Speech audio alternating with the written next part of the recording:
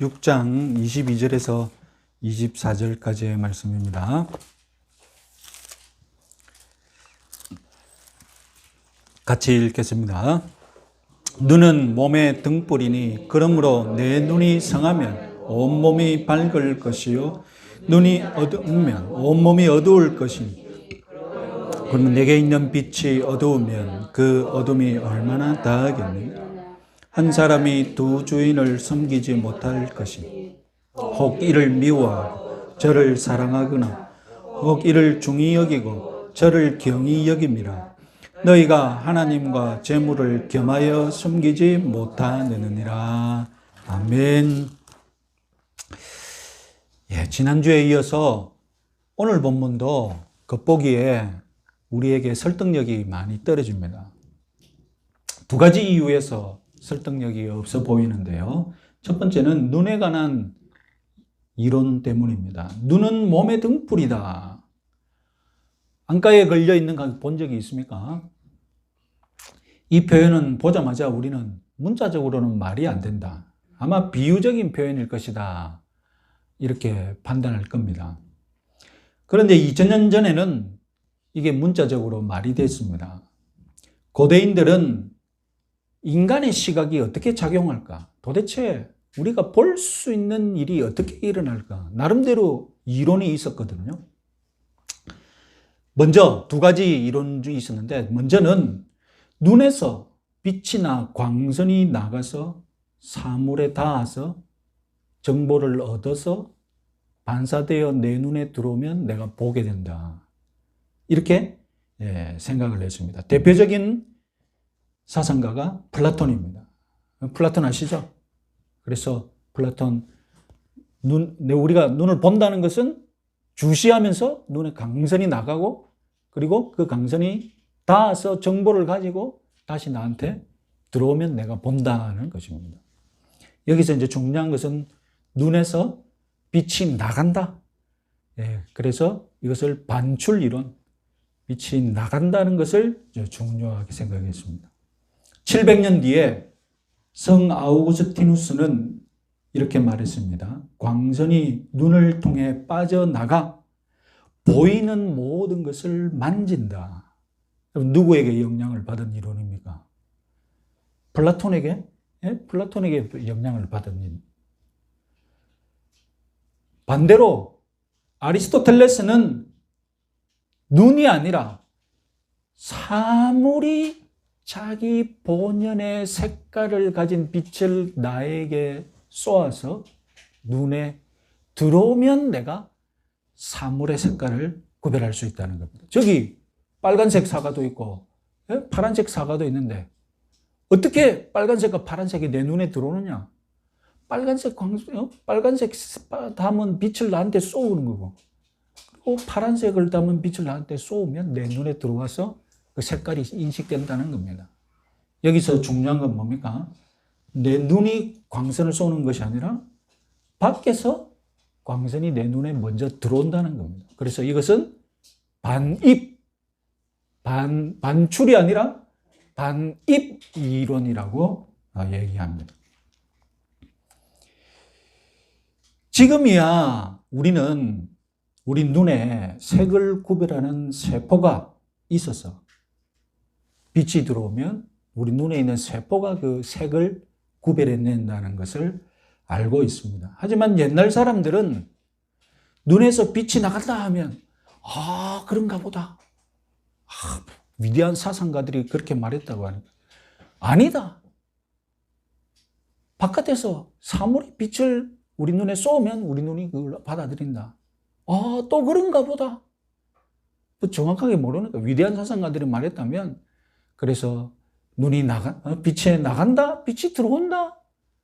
이 이론 가지고 여러분 불과 몇백 년 전까지 이 이론 가지고 계속 논쟁했습니다. 눈에 대해서 정확하게 이해하기 어려울 눈을 비로소 알 때야 이 이론이 이제 끝났던 것입니다. 그래서 예수님은 고대인들의 상식을 그대로 이용합니다. 눈은 등불이다. 이것은 눈이 빛을 보내고 받아들이는 것으로 사람들이 자꾸 이야기하니까 예수님이 눈은 등불이다라는 표현을 사용하신 것입니다. 내 눈이 성하면 온몸이 밝을 것이다. 내 눈이 성하면 몸이 밝을 것이다. 빛이 들어오면 어떻게 된다는 겁니까? 빛이 들어오면 그 빛을 받아서 내 몸이 밝아진다. 이것은 반입 이론을 적용하신 것이죠. 그리고 내게 있는 빛이 어두우면, 내 안에 있는 빛이 어두우면 내 몸도 어두워질 것이다. 이것은 내 안에 있는 빛이 있는데 나간다는 반출 이론을 또 적용하신 것이죠.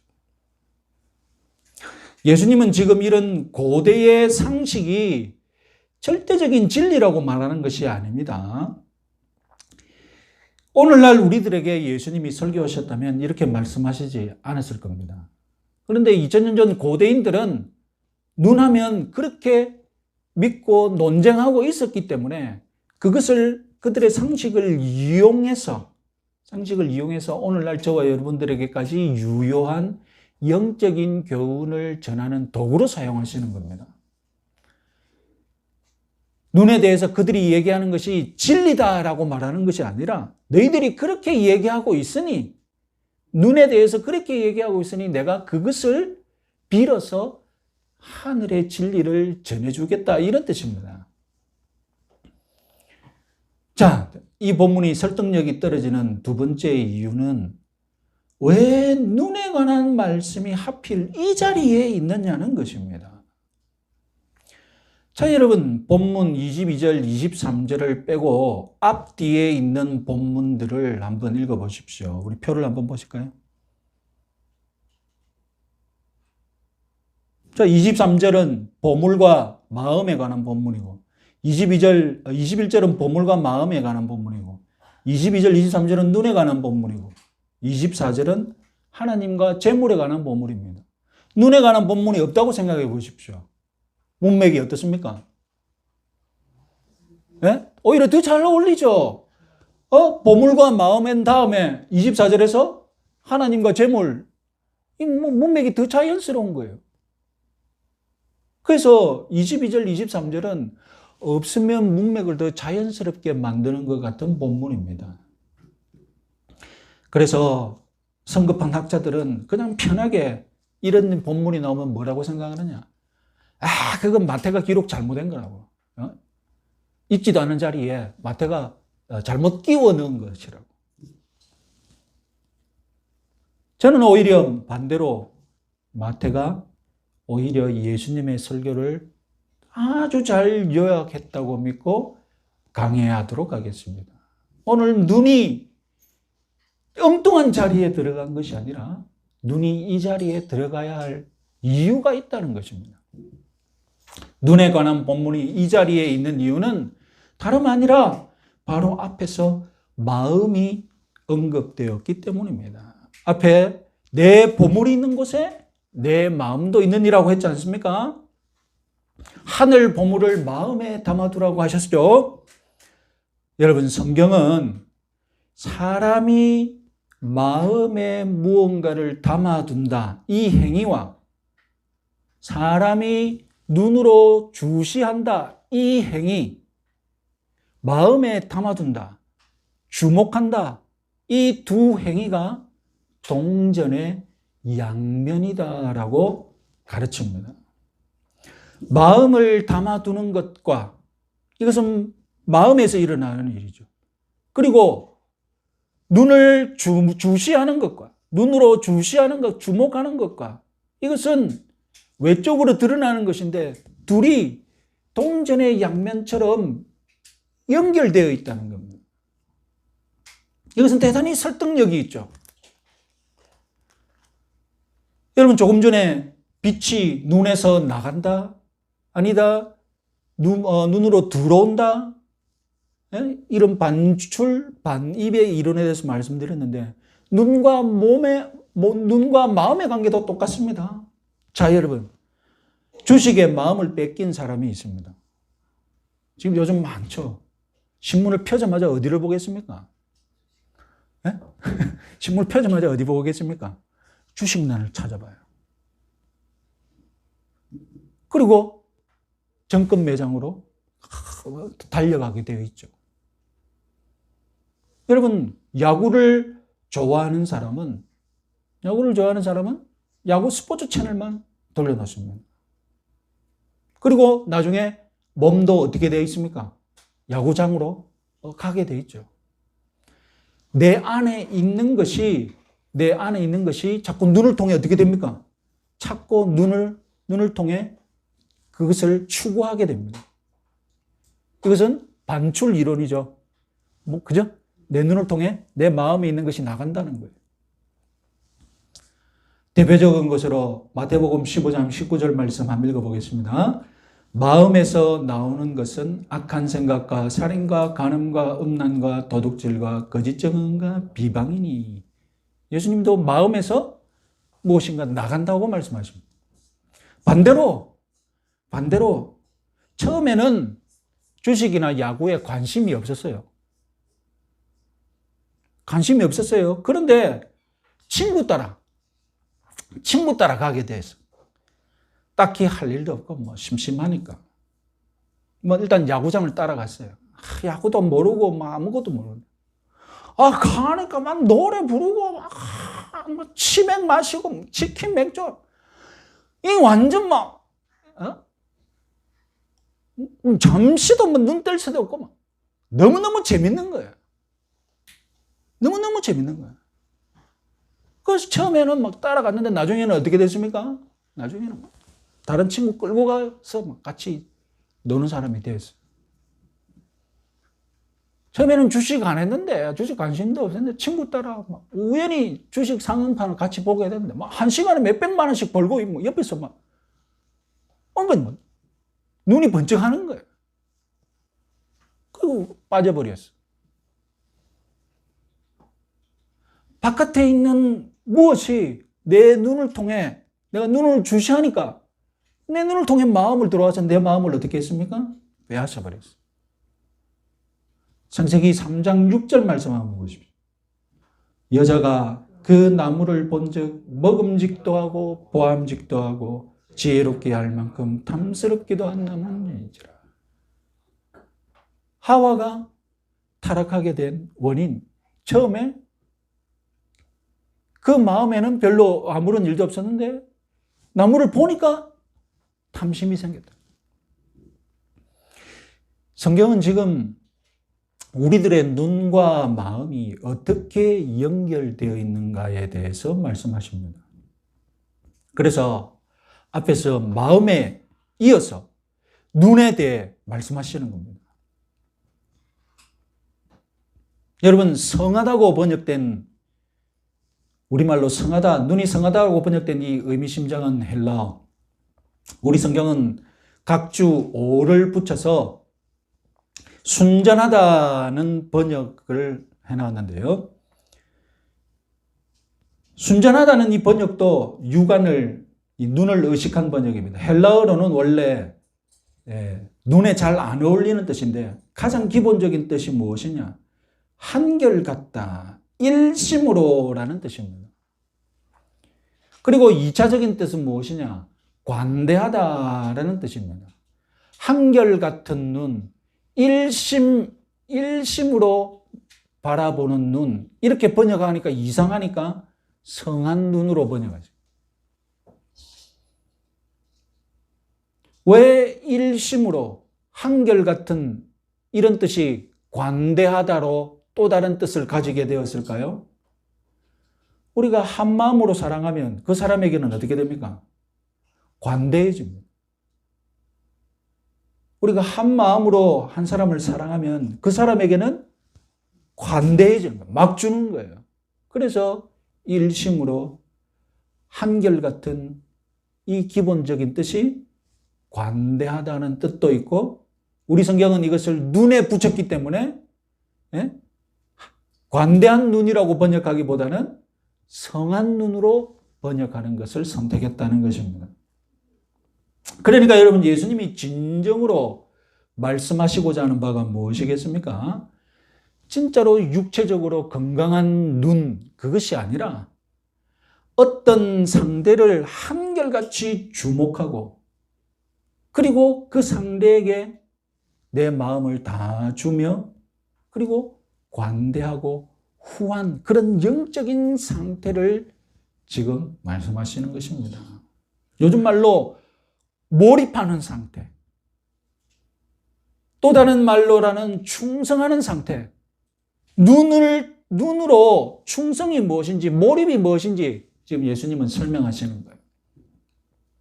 여러분, 요즘 자전거가 막 전 세계적으로 부족하다고 난리죠. 자전거 값이 오르고 미국 같은 데는 막 살려면 예약을 해서 몇 달 만에 구입해야 된대. 자전거에 빠지는 사람 많죠, 요즘. 자전거에 빠지면 어떻게 됩니까?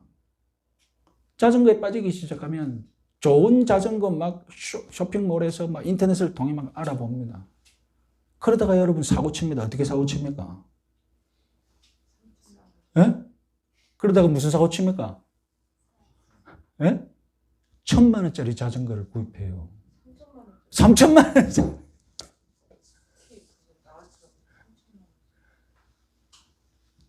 여러분, 이게 한결같은 마음으로 일심으로 마음을 주면 어떻게 된다고요? 네? 관대해진다고 하지 않습니까? 후히 쓴다고 하지 않습니까? 이해가 되시죠? 한결같은 마음으로 추구를 하면 후해지고 관대해지는 거예요. 한결같은 마음으로 자전거를 막 추구하면 1,000만 원짜리, 3천만 원짜리 막 자전거를 사게 되는 거예요. 눈은 등불이다는 말씀 다음 보십시오. 내 눈이 성하면 온몸이 밝을 것이요 눈이 나쁘면 온몸이 어두울 것이니 그러므로 내게 있는 빛이 어두우면 그 어두움이 얼마나 더하겠느냐. 예수님은 마음을 말씀하시고 눈을 말씀하신 다음에 무엇을 말씀합니까? 몸도 연결시키십니다. 밝은 몸, 어두운 몸. 겉으로 봐서 이 표현은 분명히 영적인 표현이 분명하죠. 여러분 몸에서 빛이 나면 이상하잖아요. 그럼 여러분 예수님이 지금 무엇을 말씀하십니까? 마음과 눈에 이어서 몸도 하나로 연결되어 있다는 거예요.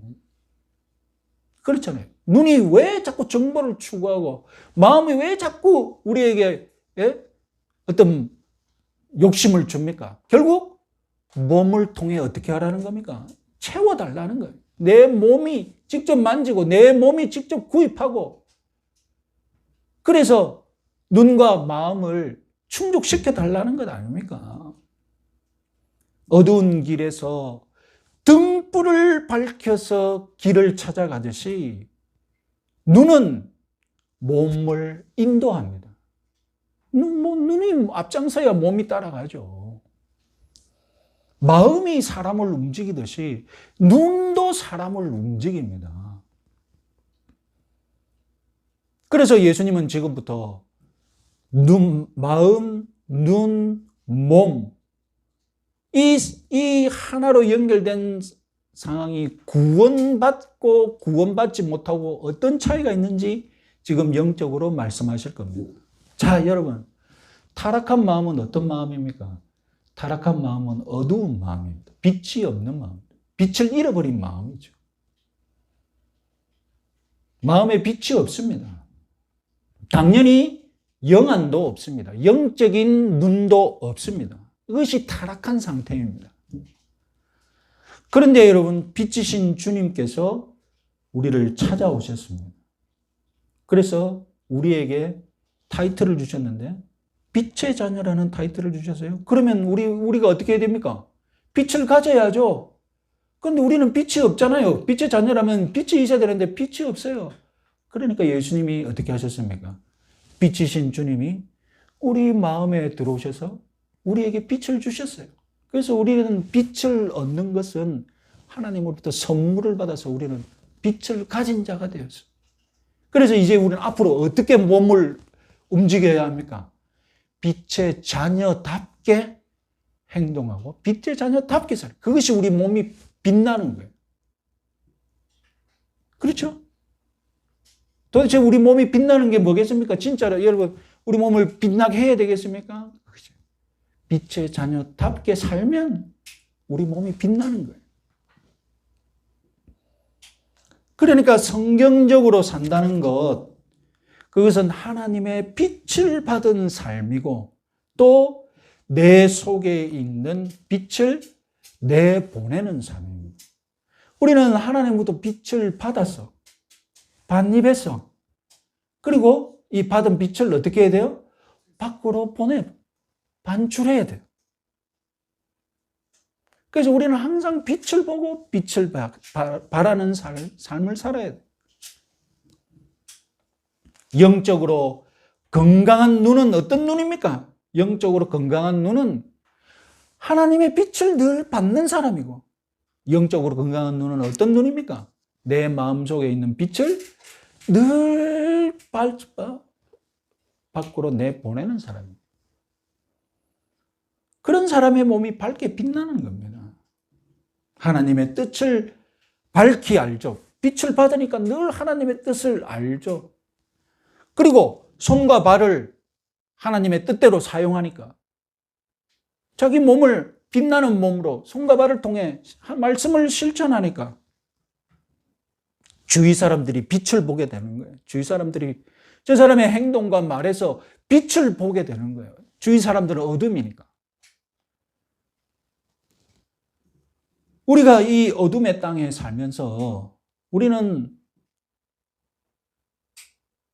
어두운 것을 우리 눈을 통해 마음에 집어넣을 수 있습니다.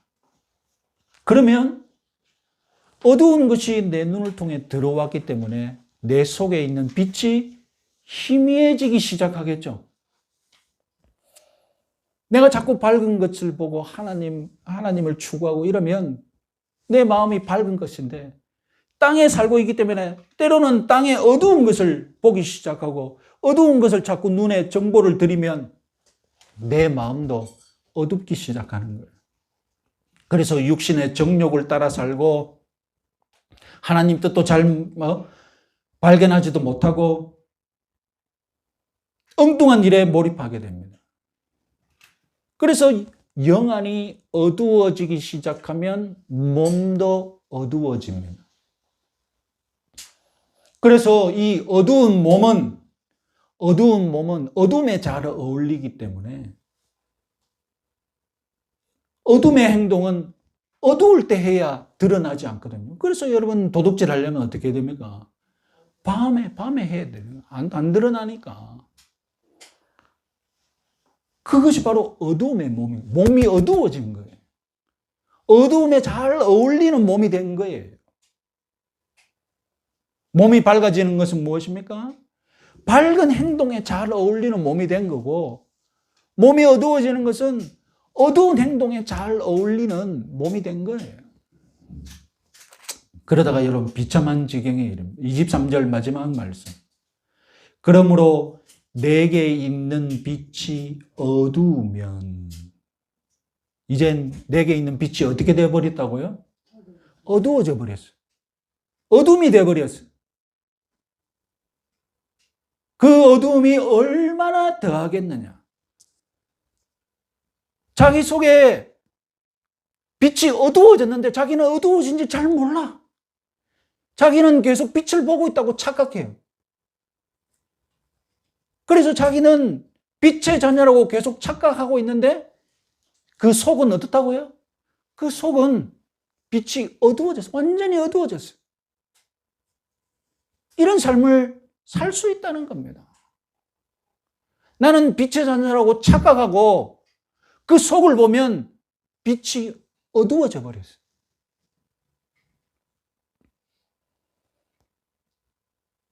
예수님은 24절에서 우리 마음과 눈과 몸, 이것이 빛나게 살려면 어떻게 해야 되는지, 우리 마음과 눈과 몸이 어둡게 살려면 어떻게 되는지 대표적인 것을 두 가지 예를 드십니다.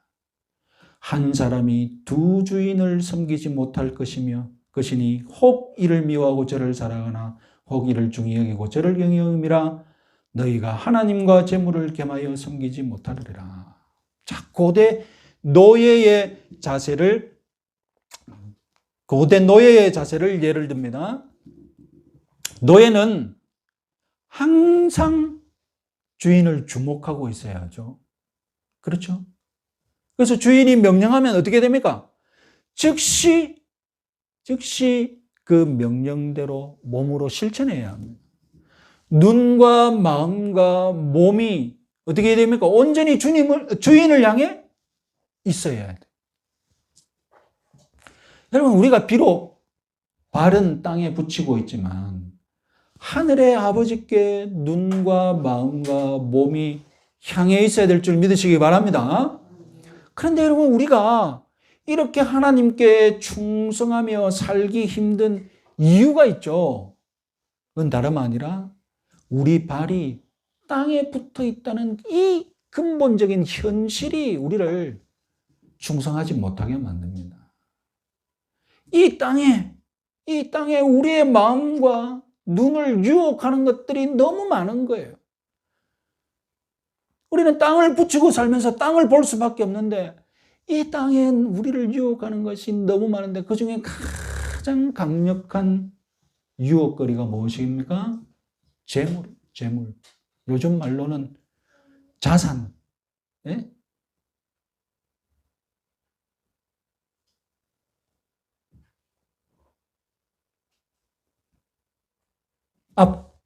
지난 시간에는 말로는 보물이고 요즘 말로 젊은 사람들 말로는 신제품, 신상이에요. 하나님은 이 재물을 자신의 라이벌로 인정해 주십니다. 워낙 강력하니까. 그래서 하나님이냐 재물이냐 우리가 라이벌로 만들었어요. 하나님도 인정해 주십니다. 재물이 내 라이벌이라고.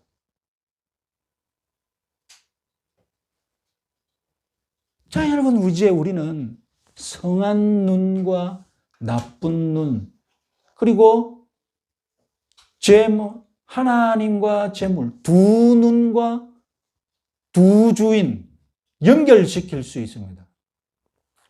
성한 눈은 누구를 향하는 눈입니까? 예? 표를 한번 봅시다. 예? 성한 눈은 하나님을 보는 눈이에요. 나쁜 눈은 뭘 보는 눈입니까? 재물을 보는 눈입니다. 자, 여러분, 이런 문맥은 지난주 본문과도 연결됩니다.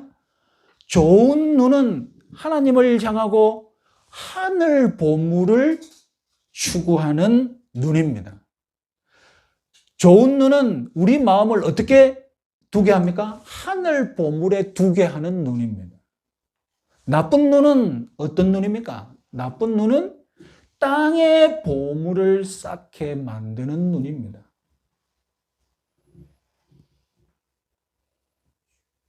자, 여러분, 앞에서 눈에 관한 말씀이 왜 이 자리에 위치했는지 엉뚱하다는 그런 불만을 말씀드렸죠. 제가 뭐라고 했습니까?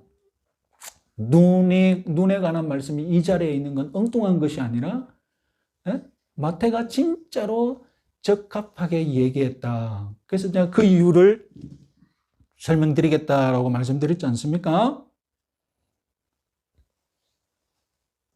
여러분, 아까 성한 눈의 문자적인 의미를 제가 말씀드렸죠? 표를 한번 보시죠. 성한 눈은 무슨 눈입니까? 성한 눈은 한결같은 눈, 관대한 눈이라고 말씀드렸죠? 그럼 나쁜 눈은 어떤 뜻이냐? 우리 성경에 나쁘다고 번역된 이 눈은 어떻게 된 것이냐? 마태복음 20장에서는 악하다라고 번역이 되었습니다. 단지 시력이 약하다는 뜻이 아니라 영적으로 악하다라고 번역이 되었다는 거예요. 그때 마태복음 20장에서는 이 늦게 채용된 일꾼들에게 주인이 똑같은 임금을 주니까 저 주인 왜 저래? 나한테 돈을 더 많이 줘야 되는데, 나한테 임금을 더 많이 줘야 되는데 저 주인은 왜 돈을 똑같이 주지? 째려보는 거예요, 주인을. 그러니까 주인이 이 악한 종들에게 뭐라고 하느냐? 네가 왜 나를 그렇게 악하게 쳐다보느냐? 주인은 후하게, 관대하게 임금을 주니까 그게 불만스러운 거예요. 자기한테만 후하게 주고 저 사람한테는 박하게 줘야 되는데 그 악하게 쳐다보는 거예요. 그러니까 여러분, 나쁜 눈은 무자비한 눈, 인색한 눈인 거예요. 좋은 눈이 어떤 눈이라고요? 좋은 눈이 한결같은 눈, 관대한 눈이라면 나쁜 눈은 악한 눈, 무자비한 눈, 인색한 눈. 자, 여러분, 이제 6장 전체를, 지금까지 6장에서 배운 모든 것을 성한 눈, 한결같은 눈, 관대한 눈, 이것과 나쁜 눈, 악한 눈, 인색한 눈으로 다시 볼 수 있습니다. 우리는 이제 6장 전체를 성한 눈과 나쁜 눈으로 볼 수 있다는 거예요. 네? 다음 표를 한번 봅시다. 그렇죠? 자, 여러분, 눈이 성한 성도는 마음속에 있는 이 빛 때문에 몸이 밝은 성도라고 예수님이 말씀하셨죠? 그러면 그 사람은 어떻게 합니까? 구제하고 기도하고 금식하면서 빛을 발하겠죠. 그런데 여러분, 이 사람은 어떤 의식을 가지고 있습니까? 하늘에 계신 하나님이 땅에서는 은밀한 중에 계신 아버지로 알고 아버지만 관중으로 삼기 때문에 자기의 빛나는 삶을 어떻게 해야 됩니까? 될 수 있으면 감춰야 돼. 감춰야 돼. 그런데 여러분, 빛이 감춰집니까? 네? 빛이 감춰집니까? 자기가 감춘다고 애써도 빛나는 삶은 드러날 수밖에 없어요. 네? 나는 감추려고 했지만 내 삶이 빛이라면 감춰지질 않습니다. 어디서든 드러납니다. 내가 아무리 감춰도 내 빛나는 삶은 드러나게 돼 있다니까요.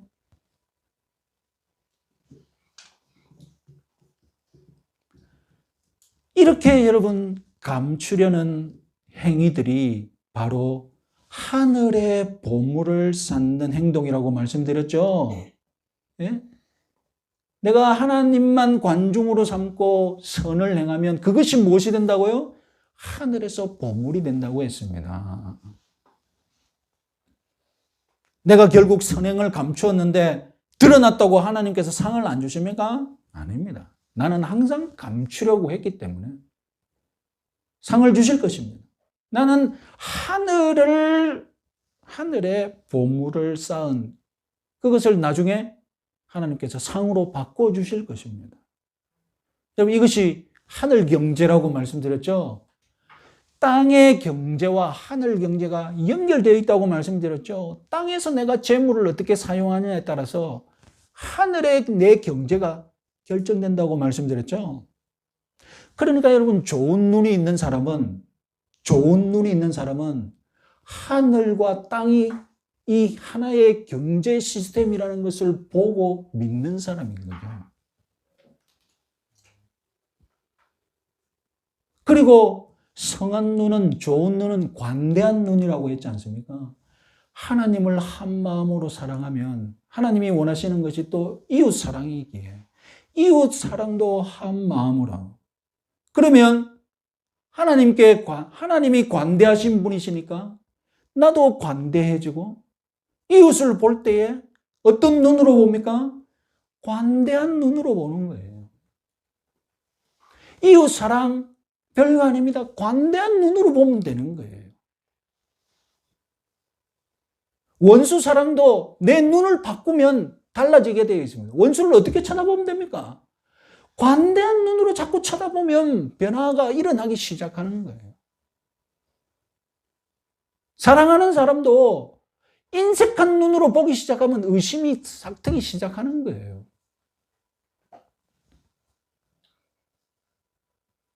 이렇게 여러분, 이처럼 내 두 눈을 온전히 하나님께 두고 하늘 보물을 쌓고 하늘 경제를 보고 하늘 경제를 추구하고, 그래서 내 눈과 마음과 몸이 빛나게 사는 삶, 이것이 여러분 우리 천국 백성들의 삶인 줄 믿으시기 바랍니다. 그런데 여러분, 이 땅이, 이 세상이 우리의 눈을 가만두지 않죠. 이 땅의 재물, 보물, 신제품, 우리 눈을 끌어당깁니다. 우리는 두 눈을 모아서 한결같이 하늘 아버지를 바라보아야 하는데, 이 세상은 우리 눈을 훔쳐가서 나쁜 눈, 악한 눈, 인색한 눈으로 바꿔버리는 거예요. 예수님은 두 주인을 섬기지 못한다고 했는데, 여러분, 두 주인을 섬기는 것과 두 눈을 연결시켜 보십시오.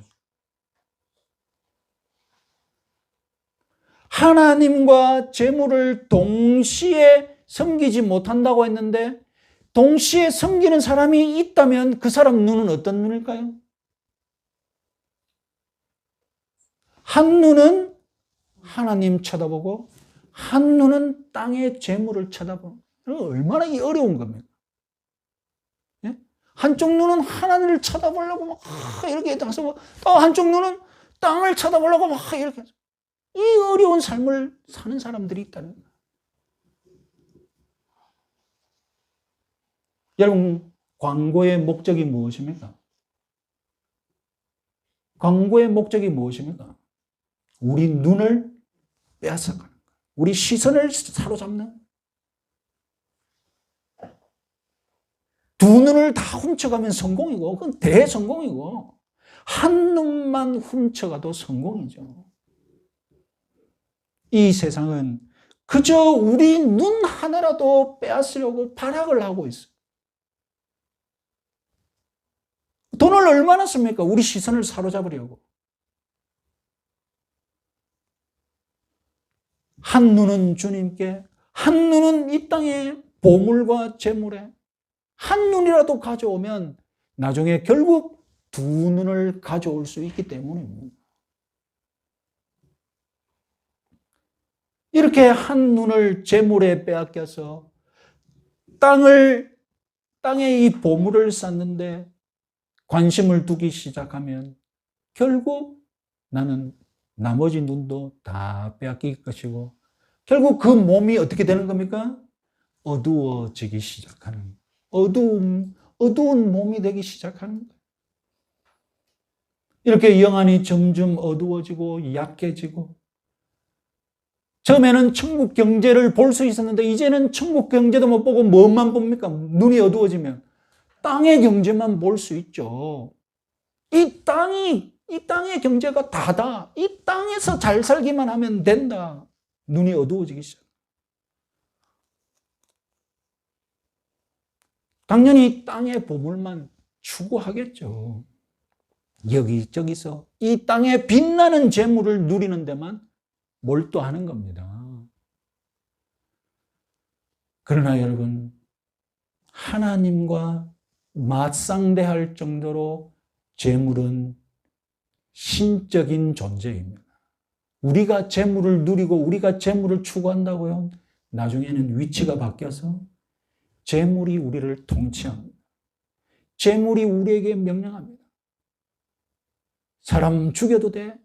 사람 생명 그냥 무시해도 돼. 재물이 명령합니다.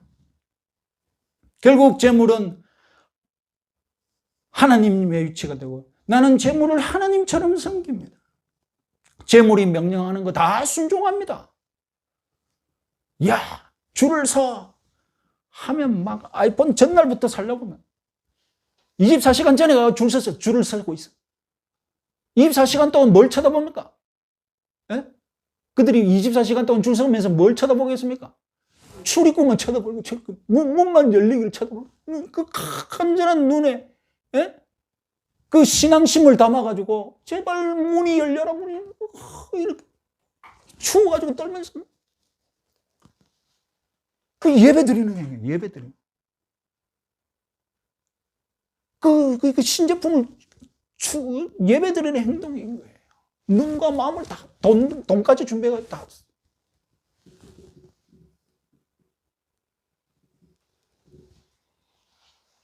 내가 구제하고 기도하고 금식해도 눈이 어두워지면 하나님이 나를 보신다는 걸 못 믿으니까 누구만 봅니까? 이 세상 사람들이 주는 상만 볼 수 있는 거예요. 그래서 자랑하는 거. 어떻게 해서든 내가 구제한 거 자랑하고 내가 금식한 거 자랑하고 눈이 어두워지면 그렇게 되는 거예요. 이렇게 여러분 재물에 눈과 마음과 몸을 빼앗기면 재물에 눈과 마음과 몸을 빼앗기면 나쁜 눈이 되니까 어떻게 되겠습니까? 박해져, 무자비해져. 이웃에게도 무자비하고 박해져. 베풀지 못하고 박한 인생이 되는 거예요. 감추지 못하고 자랑하는 인생이 되는 거예요. 교만한 인생이 되고 갑질하는 인생이 되는 거예요. 23절에서 예수님이 한탄하셨죠. 그러므로 네게 있는 빛이 어두우면 그 어두움이 얼마나 더하겠느냐. 눈도 어둡고 마음도 몸도 어두운, 그런데 자신은 빛의 자녀라고 착각하고 사는 거예요.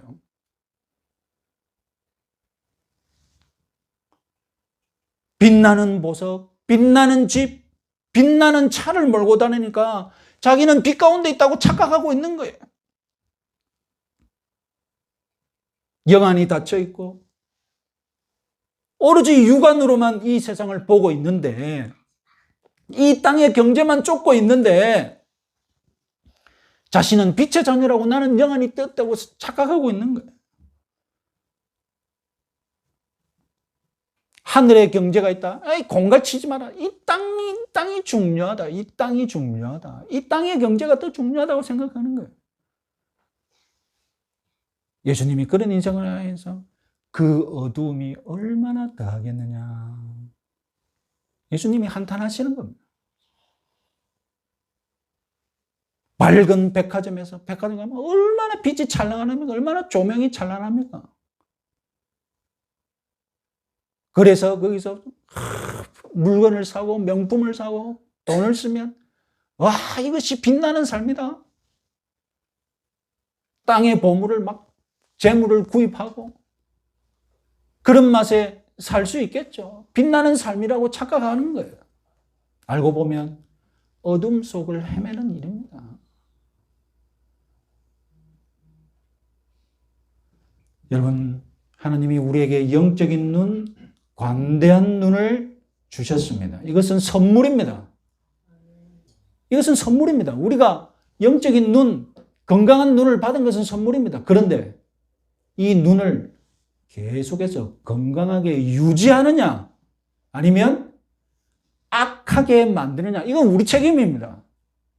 선물 받은 이 눈을 건강하게 유지하느냐 나쁘게 유지하느냐, 이건 우리 책임입니다.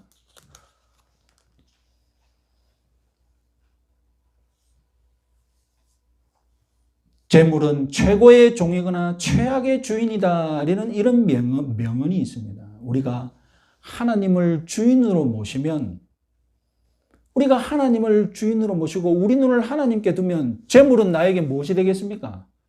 최고의 종이 되는 거예요.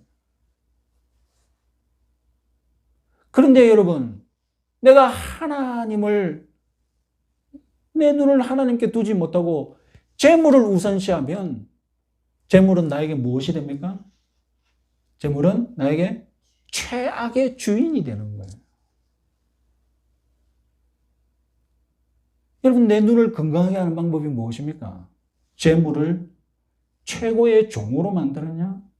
최악의 주인으로 만드느냐? 여러분들은 재물이 최악의 주인입니까? 아니면 최고의 종입니까?